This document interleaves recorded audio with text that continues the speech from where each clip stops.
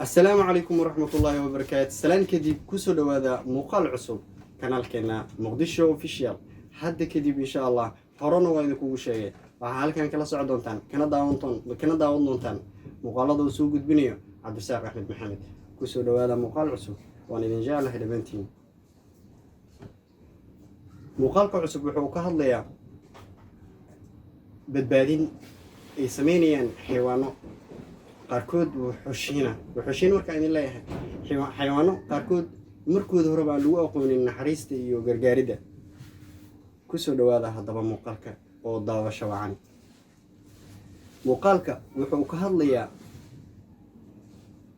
xayawaanka loo yaqaan biir waa muuqaalo badan ama maaragtay dhowr muuqaal oo kala duwan oo aan soo qaatay sidaa daraadeed muuqaalka biirkan hadda noo muuqdo waxa uu sameynayaa shimbirada ka mid ah dabcan magaciisa aanan qiyaasi karin ama aanan tilmaami karin ayuu wuxuu sameynayaa badbaado maadaama biyo intuu ku dhacay uu kala bixi waayey meel yar oo maaragtay dhagax ku xiran ayuu ku jiraa shimbirkaasi wuxuu sameynayaa badbaadin wuu soo saarayaa xayawaankan biirka loo yaqaanana inta ugu badan maaragtay waa dilaa weliba si fiican maaragtay loo wada yaqaano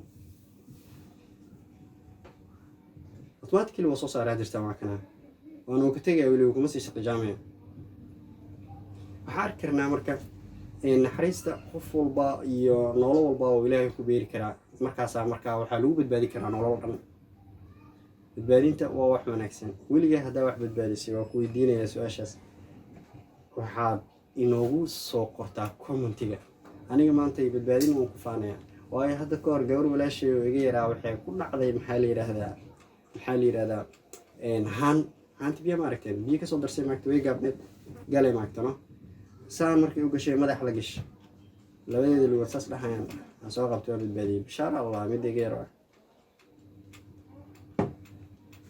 مقال كحيوان وضع كرنا وطبعا حيوان كضفار كاللي يرادم وبتباديني أرجي أما أري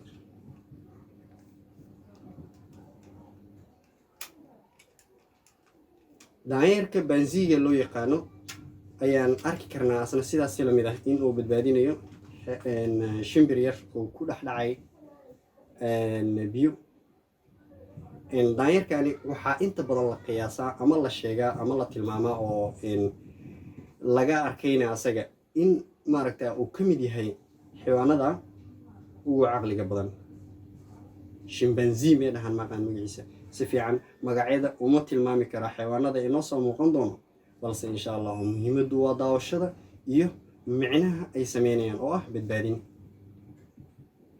soo bixinaya banaanka soo dhigay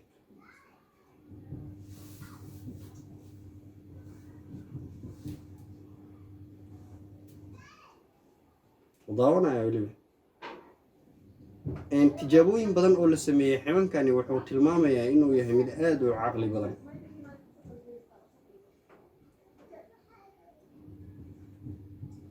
haddaad garanaysaan xayawaanka loo yaqaano jeerta ayaa waxay ka badbaadinaysaa mid ka mid ah xayawaanada yaryar ee daaqa sidoo kalena biyaha maaragtaa usoo doontay biyo cabaal inuu yahay umaleynaya goodir ama wax la mid ah iyo xaasaa dhakab dhahay laba jeer miya iyo wax ka badan jeer bahasha loo yaqaano waxay isku dayaysaa in ay ka badbaadiso ugu dambeynna way ka badbaadinayaan achievementigan ay sameynayaan waa wax cajiiba mideeda kale waana qadar oo baalkaas inta ugu badan baalku qabsado waa allaha aruuriya lahay xaska weliba haddana goob banaana oo iska cadow laga ordi karo maadaama uusan ordi karin baalka ma ahan waa biyihiisii iyo goobtiisii xeradiisii dagaalka waa qabiib oo MMA loogu imaaday oo misana maaragtay world title lagu tartamayo kadibna mid yar oo ka naf yar ay isqabteen 2 daqiiqo oo kala baxaan okay muuqaalka xigo waxaan arki karnaa bahashan ama bahalkan loo yaqaano haram cadka waasna sidaas oo kaleeto xayawaan ka mid ah xayawaanada ugu quruxda badan afkaas ku haysto dhakab يا بدبادينا إسلام ذا بالكان أما ما ركتها كعر دينه إن هرم عد كان daanyeer ayaa badbaadinaya.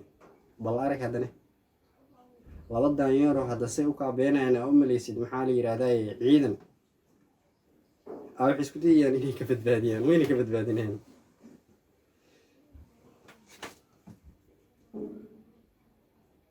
kana mid ka mida waaba kana soo kaabeenaya, midkii labaadna waa kaa.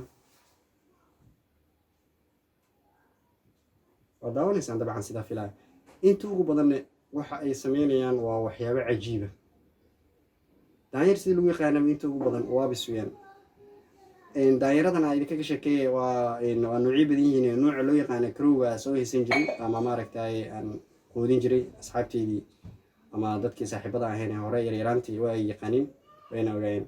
baalkaas haddii la xanaaneeyo ama maaragtay wax badan la baro, waabsiga iyo in maaragtay la guulguulo dadka aadi u wanaagsan yihiin baaladan. sidaas la mid ah muuqaalkan xigo waxaad arki kartaa xayawaanka loo yaqaano dameer farowga iyo shabeel shabeel yaana dhihine yaxas. yaxaasku sidiisaba waa mixnad, biyahaas uu ku gaadgaadaya. ummadda markay soo onto ay biyaha soo doonato oo halkaas u fadhiya. yaxaaskana waa kana.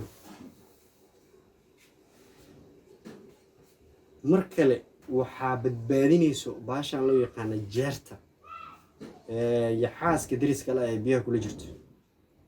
iyadoo raxana waa tanaa. yaxaaskii wuxuu ku dhegan yahay sida noo muuqato dameer farowga hoosoo loola sii jiidanaya oo ka badbaadinaya. ugu dambeyn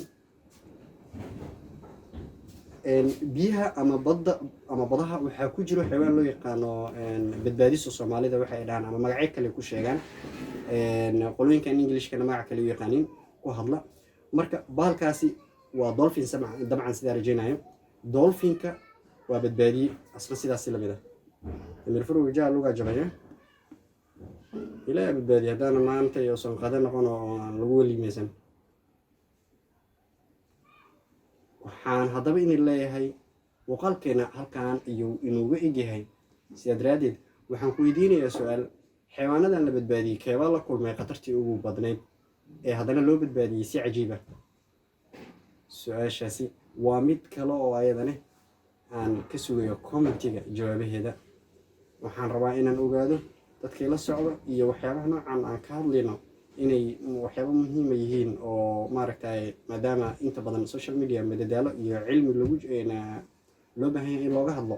tani waa mid ka mid madadaalooyinka haddana qiimo badan oo naf lagu badbaadinayo. waxaan idin leeyahay assalaamu calaykum waraxmatullaahi wabarakaatu.